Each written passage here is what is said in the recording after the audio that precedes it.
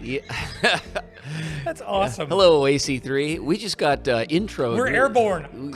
Yeah, the launch controller just gave us the cue to go. It's the Creek this week. Welcome, everybody. And I guess, when you show up to church this weekend, it's going to be FX Sunday, Dan.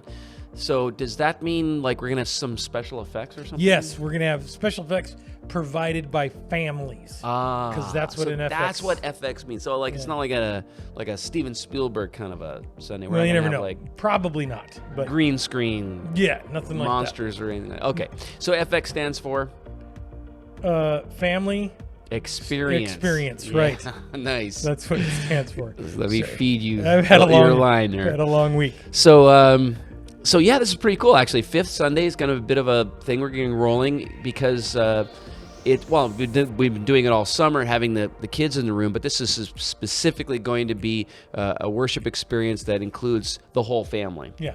So what does that mean? Like we're going to have the kids in the room. What else? Some special goodies. We don't want to give it all away, but some stuff that families can engage in for the kids. We're going to have a special teacher this week, our own Trina Perry. Ooh, Trina Perry's going to Pre-Kids is going to come and talk because we're kind of wrapping up the Jeremiah series, right? Yeah. So we've been talking about this idea all month of how Jeremiah stood apart. He referred to as the weeping prophet because he was bringing bad news to his people, and he suffered for that. But he followed God. Regardless, he was just faithful, even when he wasn't sure. He actually calls God out at one point. We covered that, right? Yep. And so we recognized when we bring the families together that in our day and age, parents maybe find themselves in that place that they've really got to set an example for their kids. They have to lead by example, like Jeremiah did. In a world that's probably not going to be terribly helpful to the Christian parent trying to lead in a Christianly way. Yeah. That's really profound when you actually start diving into Jeremiah and you realize that he was deeply disillusioned when there was the Josiah's reforms. He thought, I think initially, just judging by the way he frames his poems and his prophecies, that there was something good maybe that was going to go on, and then you get this idea teased out that Israel's only pretending to make a turn, and that all their families, that the children were following the parents, and that this is in a sense one of the reasons why the country was going to go down into perdition, was because finally that chain of character development and formation and faith was so irretrievably broken that the next generation could never bring it back. So the parents had failed to instill character and faith in their children. Those children had failed in their children, and finally that had gone down the line so far that it was irretrievably lost. And what it brings to mind is just the critical importance of the job of the parent in making disciples of Jesus, demonstrating and leading by example, like you're talking about when it comes to walking out your faith. And that's really good. And I think it's doubly important in our particular context because we're living in a time where the church and Christians are it's coming apart. Can we say it like this? Like we're getting fewer helps.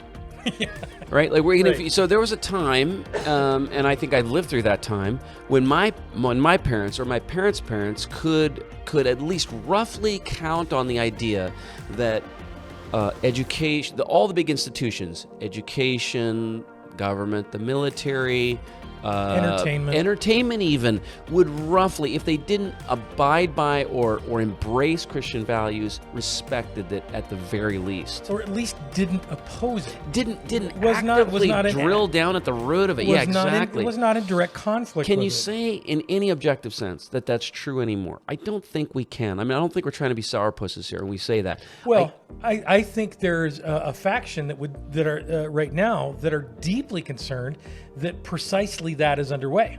That there is a faction in our country that's trying to drive us to a theocracy. Yeah, right? I guess so. Like if you think about the Roe decision and say, the theocracy is alive. And I think we've heard some of the fringe leaders in our national government use language that's very much like that. Now, whether they're successful or not, I think the larger part is that there's this division. So we've got this group of people, not unlike in Jeremiah's time, who are saying the temple, the temple, the temple. Yeah. And they're saying our country and our culture will be saved by our religious practices. Not true. It won't. It wasn't true in Jeremiah's time. It was never God's plan, and it's not his plan now. Right. And then you've got another group that's saying, you know what?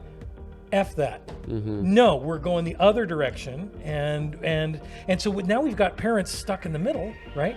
Trying to figure out where to go. And like you're saying, they're not getting any help. Yeah. You know, you've either got to sign on with this particular faction over here, Right. which has some real problems, Yeah. or you've got to reject it all and buy into it. So how do you lead? And I think the key is leading by example. Yeah, I think so. And then, like I've always said to parents, you can't give away what you don't have. Right. So if you're trying to instill deep faith in Jesus Christ to your kids, that's got to be something robust and prioritized in your own life. And they have to see you. And that doesn't mean perfection, right? Like, it just means like they're walking, they see you when you meet crisis, that you pray. Yeah. They see that when you and your wife hit a roadblock, that you resolve conflict with biblical conflict resolution. Yeah. They see that when a large ethical concern comes, you seek wisdom from Scripture, or that you are involved in community, that you have friendships. Like they're watching all of that. Yeah. They're watching your spiritual habits. They're watching your relational world, and that's all forming for them. So this week you get to celebrate that, right? And we'll have some teaching on that, and I think the teaching will be especially poignant because it'll draw out how you as a parent can form faith through difficult circumstances that are not ideal. And sometimes we think we can only form faith if our family has been perfect, you know, where there was a man, there was a husband and a wife and a mom and a dad, and there was faithful monogamy forever and ever and going back 3 generations, and that's the only context. That's not the only context. No. That in which you can instill vibrant Christian faith. Yeah. We're going to learn that this week. Yeah, and hopefully we'll learn that, in fact, it's really... I mean, how many of us can say we came from... like, exactly, that there is nobody. no such thing as an ideal environment. It's the good old days that weren't all that great. Yeah, that's it. You know, and so Trina's going to be able to walk us through parts of her story. It's going to be really powerful, I think. And, you know, 22 years here, I think, is part of the Allen Creek family, raising her kids and her grandkids here through all kinds of rough stuff. So Trina's going to really open up for us. It's going to be awesome. So that's this weekend, 10 o'clock. If you can't be here in the building, be sure to join us online. We'd love to see you there. We'll see you then. Dun, dun, dun, dun, dun, dun, dun, dun. Is this Mission Impossible? No. Top Gun. Danger zone. Time to kick the tires and light the fires.